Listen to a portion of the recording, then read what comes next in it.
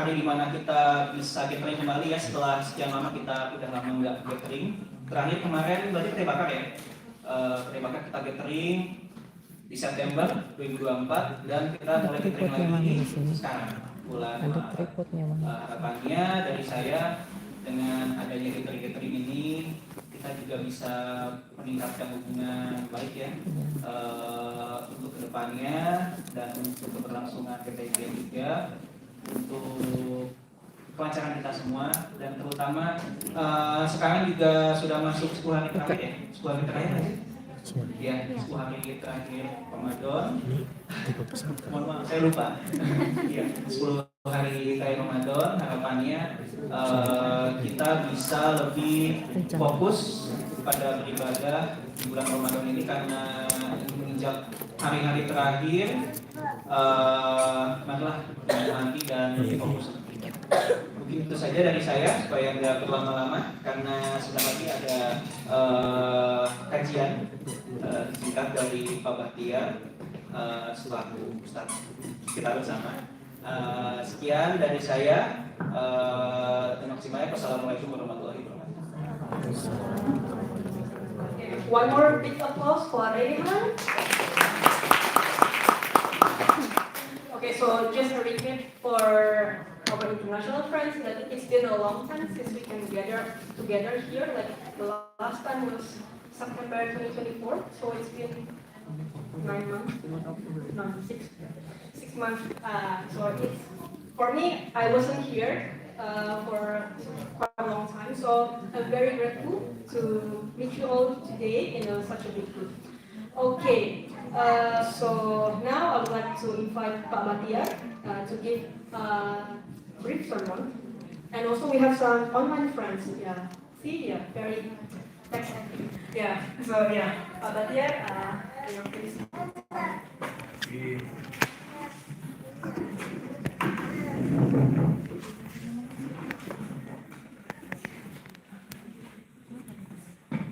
Assalamualaikum warahmatullahi wabarakatuh. Bismillahirrahmanirrahim. Amin. Assalamualaikum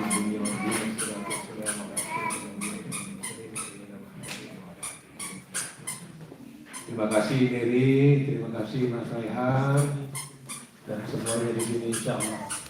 How many people cannot understand Indonesian? How many people cannot understand English? So if everybody speak English, I will talk in English, simple, because that way everybody could understand. Okay? So inshallah, the very first thing I would like to thank the host. Would like to thank the host today for inviting us. I know it's a very busy day. You know, typical weekend. We are rushing, coming in the morning, to walk, to study, and then after that, rushing also to come here, you know. So, inshallah, this is a big sacrifice for everybody indeed. Big sacrifice, and thank you for the nice arrangement today, to the PPI, and to everybody who is supporting this occasion today, inshallah. I'm not going to give the sermon, Mary. I'm just giving a little talk, you know. Sermon normally you do that in Jummah. Okay. And it's okay, inshallah. That's good. So, I wanted to talk a little bit the things that related to our daily life, but first of all, to remind the time, because 7:01 normally is the start time of Ghent, so we will have around, I will leave you with 5 minutes before to do the photo, before the breakfast, so I will talk perhaps around 25 minutes. Okay? So it's not very long, but inshallah, we try to optimize, yeah? So, I would like to talk about the things that sometimes related to our daily life. Yeah? So this is not only for the Muslim, but also for people in general. Yeah, it's in the sense like it's an ethics. When we talk about ethics, it's pretty much normal. Yeah? In the sense like when we talk about moral, or in Islam we call it akhlaq. Yeah? When we talk about akhlaq, it's a normal ground. And normal and also natural ground in which everybody can have the common sense. Yeah? So as long as you have common sense, inshallah, that's going to be good and hopefully beneficial. Inshallah. So there is a tradition. It is said that, yeah. So there is a tradition. It is said that around 1100, 1100 or 10,050, around 10,050 after Christmas, AD. There was a time of the big Imam there. The big Imam is Al-Ghazali, the name. So it's almost 1,000 years ago. Even though he wrote these things he wrote a very nice book, and then to answer the question of his students. Yeah? The students already learn a lot. He learned a lot about he's in a kind of seminary, but he gets confused.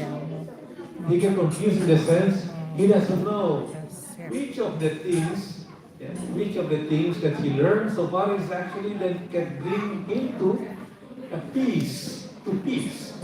Like he's become confused and anxiety attack him, and then say, no, I'm confused, I don't know. Just imagine if you learn, for example, what is your subject? Nutrition. If you learn nutrition, for example, and then suddenly you learn already how the body metabolism, and then digest the food, for example, and then it's coming from the food, and then to the little intestine, and then go to every part of the body, and then suddenly you become confused, like which one is actually beneficial? Like, is that a vitamin or a mineral? Or this is just imagine the student.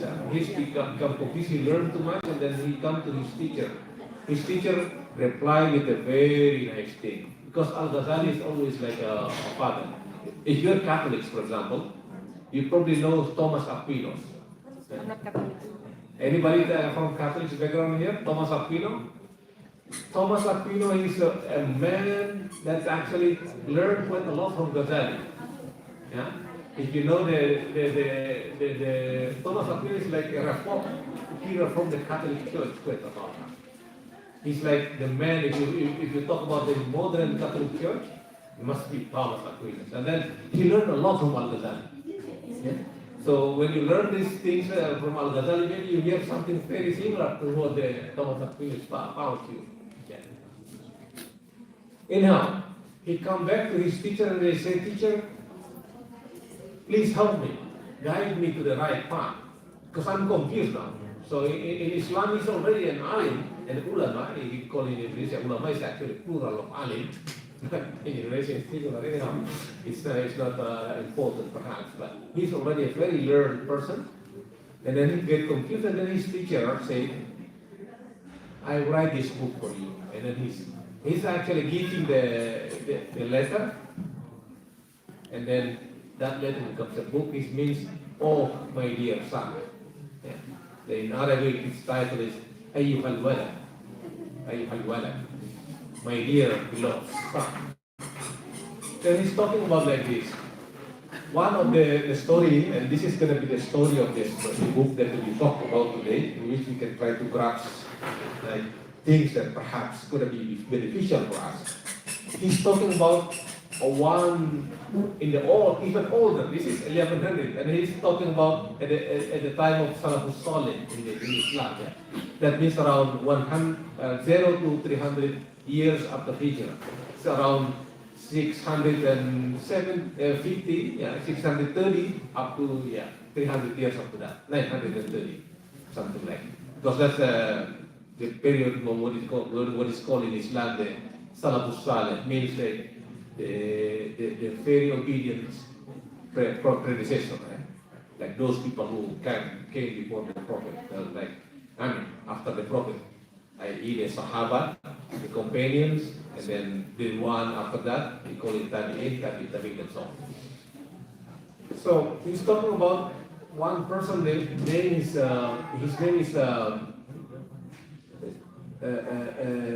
Shafiq. Some people call it Shaqiq, depending on which area. Shafiq al-Balkh. Shafiq al-Balkh is in fact resided in the area known as Afghanistan nowadays. As you probably know, Afghanistan is a very strong Buddhist country in the past. If you go to Bamiyan, for example, that's a big statue that which is destroyed by Taliban. That's the statue of Buddhism. That's the Bamiyan people, and then there's Afghanistan in the old time is very strong. And then the interesting things about these people, when Islam came, they embarrassed Islam very quick because they see the parallel of of Islam and Buddhism at the moral ground or ethics ground. Yeah. And then Sheikh Balk has a student. His name is Hatim. Hatim is known later on as Hatim al-Asam or Hatim bin Ism. He's called Asam means the deaf. There is a story, a little story behind that. He's called this is like storytelling, but you try to grasp it. He's called Asam because one day there is a lady who consulted him, yeah? And that lady, for whatever reason, has a problem with his stomach. So she farted in front of Hasim. It's very embarrassing in the Eastern culture. All of us, most of us are Eastern here. We know that. No, but Hatim pretended that he didn't hear anything. That's why he is Hatim the deaf. So high the moral of this guy. Yeah? He doesn't want to embarrass this lady who's consulting him. And that's why he's known as a Hatim bin Ism or Hatim al-Asad, Hatim the deaf. So the Sheikh asking him, how many years have you been with me? Yeah. Sheikh Balk, yeah. And then Hatim said, my teacher, I've been with you 33 years. And then in that 33 years, Hatim, how many things? Can you tell me what is the benefit things that you've learned from me? How many points you can grasp? Things like that. Not much, he said, my teacher. All but around 8 points. That's it. The teacher is very surprised at like if somebody passed away or somebody like big surprise. Huh? He said, you only learned 8 things in that 33 years? Yes, the teacher said, yes, teacher. I mean, the Hatim said, yes, teacher, I'm only learning 8 things from you. Well, then he said, that's fine. Tell me that. I would like to hear what you learned from you. And then he said, he's starting Hatim,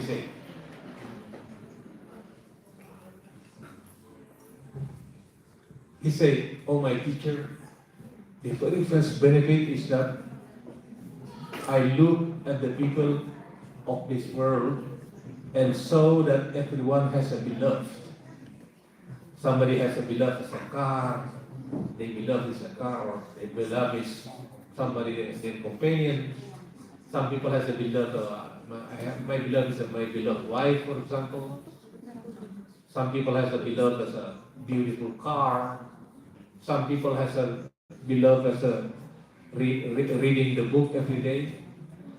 Yeah, different hobbies, different beloved. But he say until their illness that brings to death, and some of them are with them until death. Some of them are with them until they reach the graves, and after the burial, all the lovers return from them. Yeah?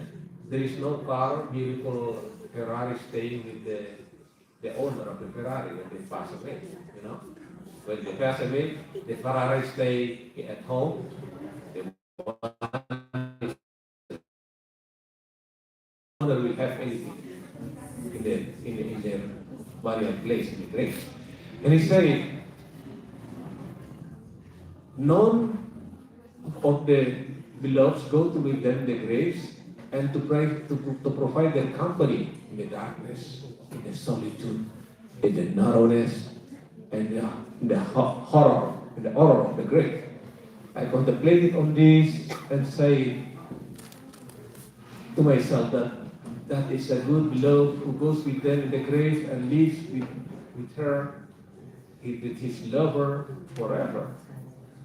And I contemplated none of them is going to stay there except for Hatim said, I saw the only beloved who has these good qualities is my good deeds, the pious writings. Yeah. After this, determination and awareness, I made my good deeds to be my beloved, so that it goes with me in my grave. When I die, will provide me with its company, will come illuminated candle in my grave, and will be my partner in the stage in the hereafter. Shafiq here, upon hearing that saying, Brahma Hatib, he's surprised, and he learned something and then say, you have told a very good thing. Now please narrate the second benefit.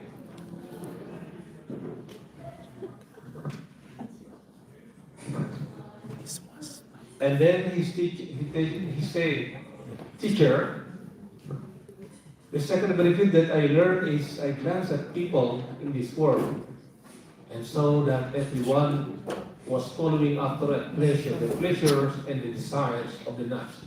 In particular in the modern time, everybody say, they told you, in the daily life, perhaps in the university as well, be yourself. Don't even care about anything else. So, it's like, this is what we call, in Islamic teaching, it's like, prioritize your nafs, which is spiritually a bad thing. If you go to the church will tell you the same thing. Because that will follow you, you probably will become arrogant with that. You follow your own desires, if you wish to follow. And then they say, that nafs instruct one to commit evil, and everyone is subservient to the desires of the lower self. Upon seeing that, I deliberate on the following holy verse in the Quran. وَأَمَّا مَنْ خَافَ مَقَامَ رَبِّهِ وَنَهَى النَّفْسَ عَنِ الْهَوَىٰ فَإِنَّ الْجَنَّةَ هِيَ الْمَأْوَىٰ. But the one who has stood in fear of his or her sustainer presence, meaning in the presence of God, and restrain his or her inner self from the base, i.e. from the low and the evil desires, paradise will replace the rest for this person. I developed the certitude that the wise Quran is correct and the book of Allah is the truth, and I establish a front against my lower self. I establish a front. I declare a war against my lower self and become determined to oppose it. So I molded it in such a shape that I did not fulfill any of its desires until I started to find peace and in the worship of Allah the Exalted. His teacher become even more surprised. He said, that's very good. That's very good, he said. Tell me the third benefit. The teachers become more and more interesting. And they say, oh my teacher, the third benefit is that when I glance at the people, I saw that every person with great pain and hard work. It's no different from nowadays. You guys go to the lab every day at 7, starting your lab or starting your experiment, or went to the class perhaps at 8. It's busy and accumulating the possessions. This is possession means money, wealth, and goods. This is the objective of the modern life anyway. If you go to any things online, they will tell you about this. Money, wealth, goods. Sometimes they say happiness, but behind happiness, they hide all those three things. Because happiness can only be reached by what? Money, wealth, goods. At least that's what they say from theoretical point of view. Okay? So this is, and he's very happy that he or she has a lot of goods and material possession. But when I contemplated on the following holy verses of the Quran, it says, "Ma indakum yanfadu, wa ma indallahi baqi." And Allah is with you, is bound to come to an end. And all that is with you is bound to come to an end. And whereas where all that which is with Allah subhanahu wa ta'ala is everlasting. So anything that bound in this world to you, that's gonna vanish at one point, and only things that bound to God that will be everlasting. Then so, whatever material possessions that accumulated in this world, I spend it that all in the way of you, in the way of God, by distributing it among the pious indigents, the beggars, the poor people, so that it will get deposited with God. They exalted as my trust and will become sources of immense good and ransom, i.e. the salvation in the hereafter. And then the teacher become even more surprised in this case.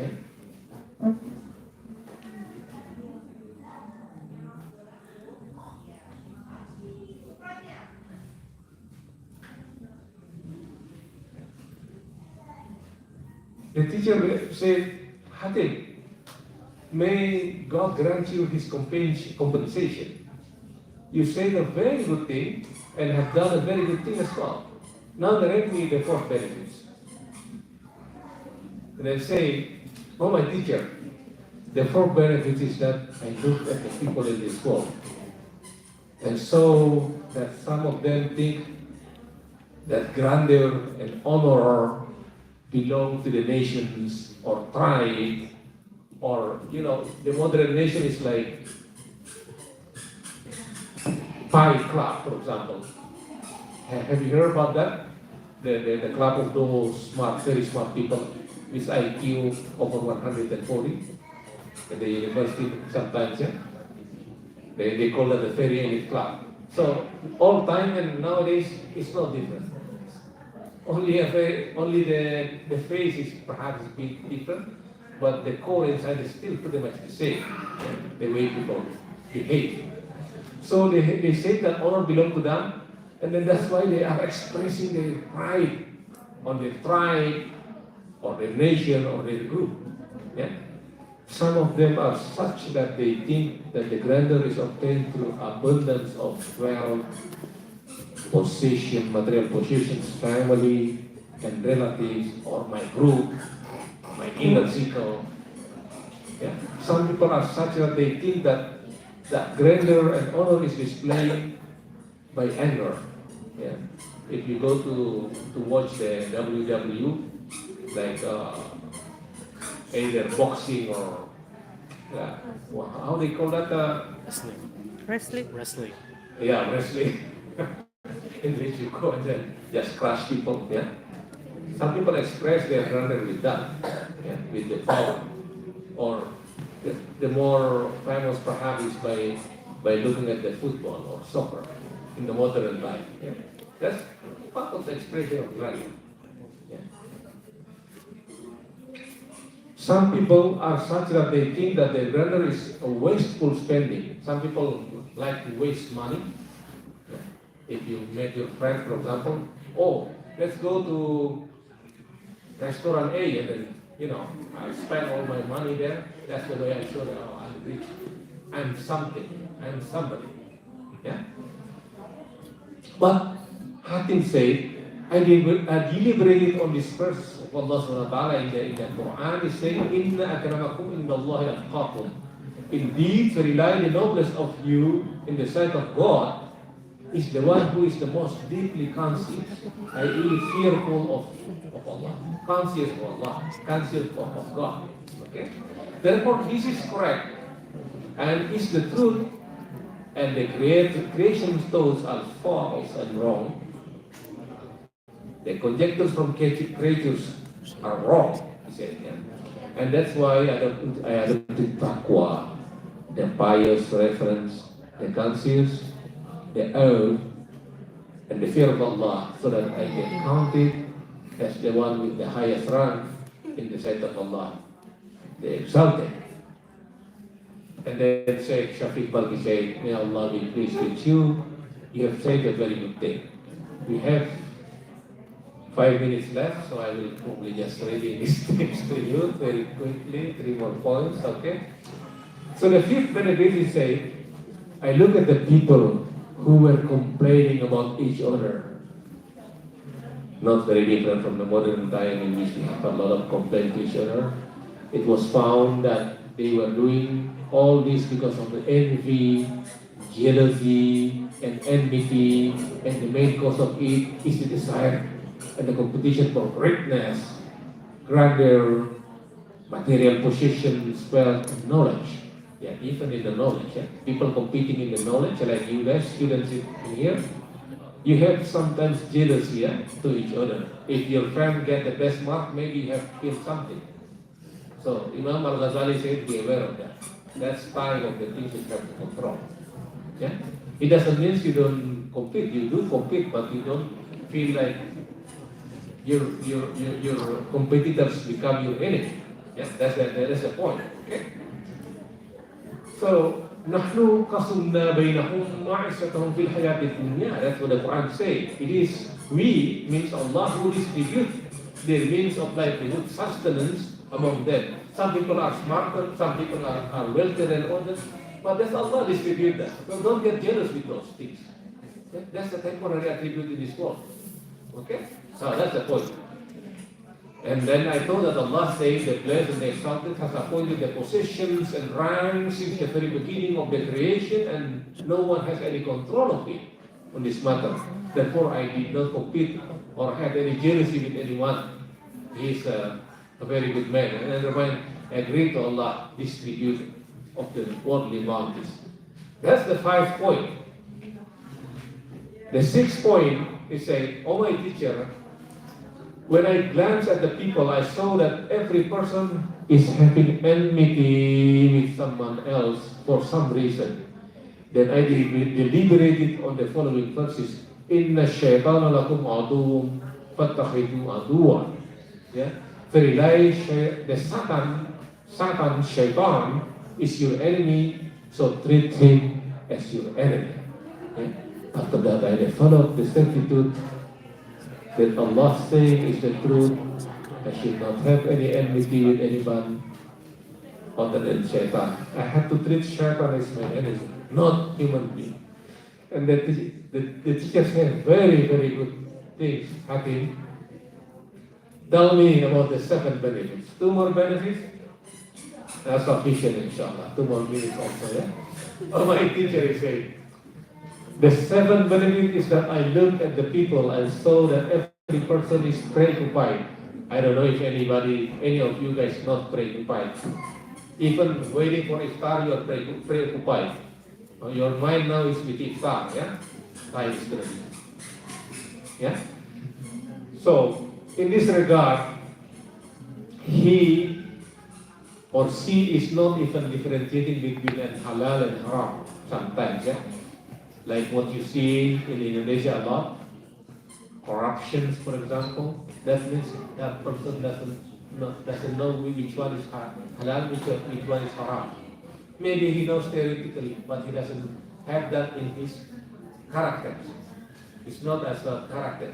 That's why it is very important to do that as part of your character, and it will become integrity. Yeah?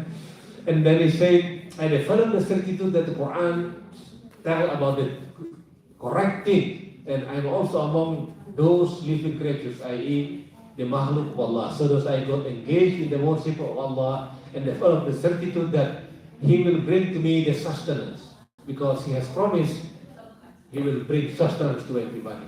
He said in Al-Quran, وَمَا مِن دَابَةٍ فِي الْأَرْضِ إِلَّا عَلَى اللَّهِ رِزْقُهَا. And there is no living creatures on earth but whose sustenance is already guaranteed by God. And the 8 things my teacher is saying.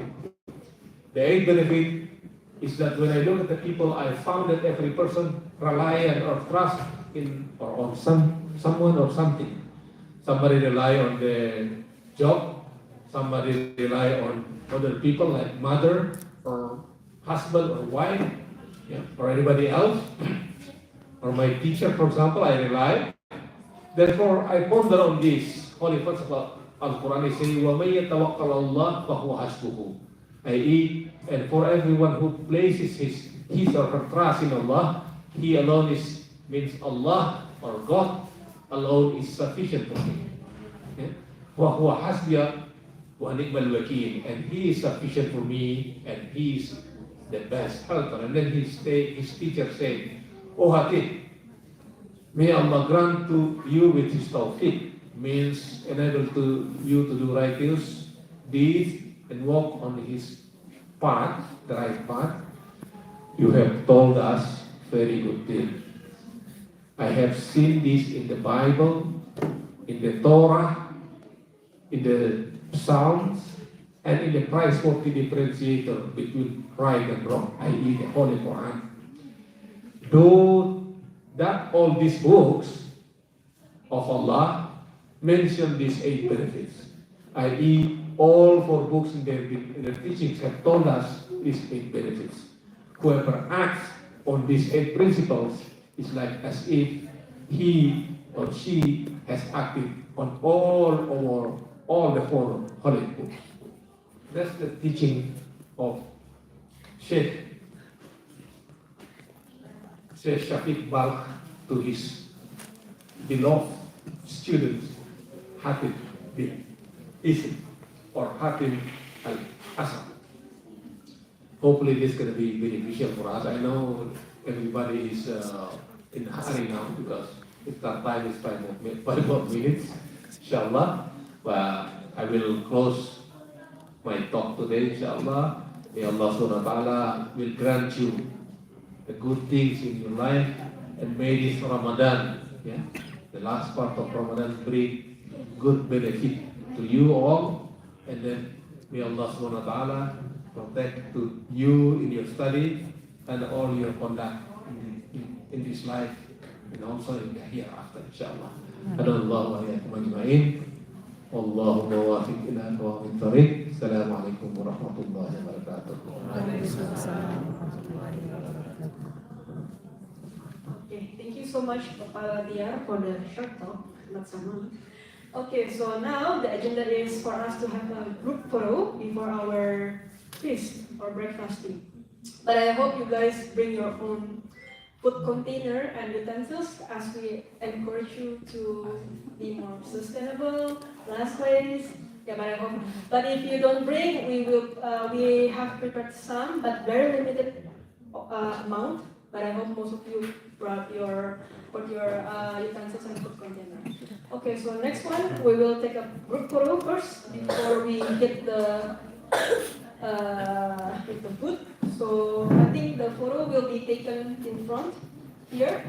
So